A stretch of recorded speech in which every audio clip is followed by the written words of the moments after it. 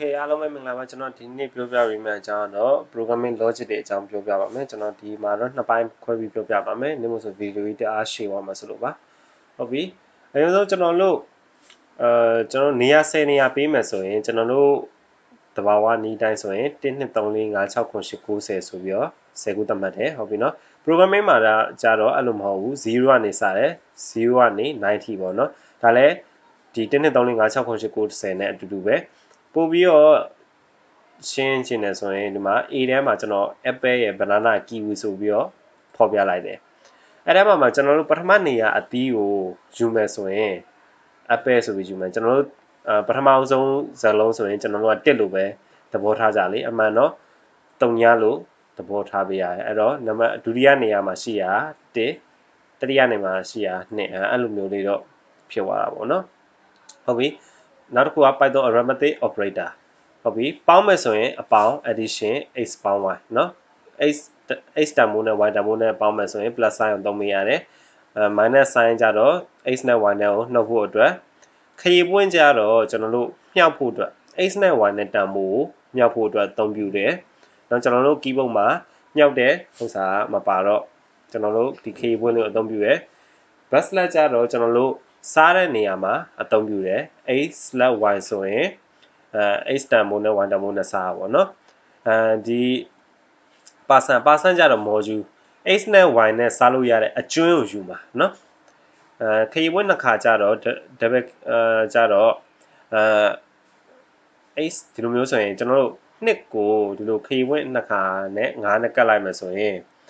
နှစ်ကို9ခါမြောက်တာနဲ့တူသွားတယ်အဲ့လိုသဘောမျိုးပေါ့เนาะဒီ bracelet နှစ်ခါကြတော့ဥပမာနှစ်ကို15နဲ့စားမယ်ဆိုရင်9နဲ့4 14သူကအနည်းဆက်ဆုံးစကလုံးယူတာပေါ့เนาะအဲ့လိုသဘောလေးပေါ့9ဆိုတဲ့တန်ဖိုးထွက်လာတာပေါ့เนาะဟုတ်ပြီနောက်တစ်ခုက Python assignment operator ဟုတ်ပြီ equal to ကြတော့ x equal to 5ကျွန်တော်တို့ငယ်ငယ်ကသင်ချာမှာသင်ခဲ့ရ x equal to 5ဆိုရင်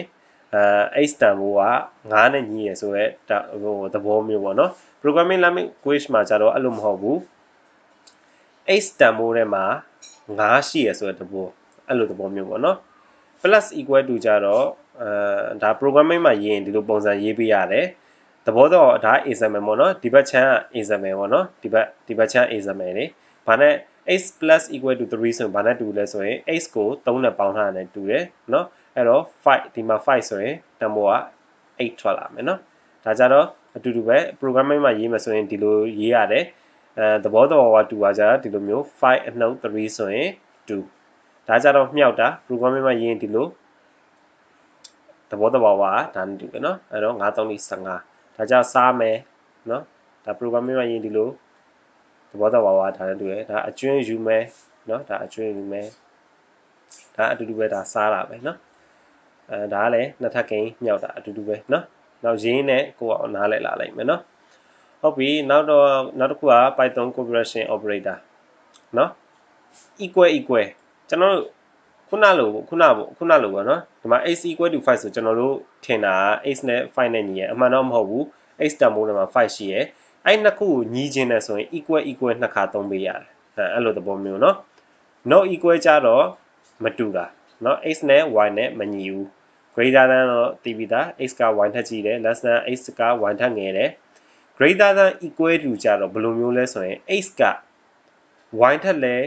ကြီးရမယ်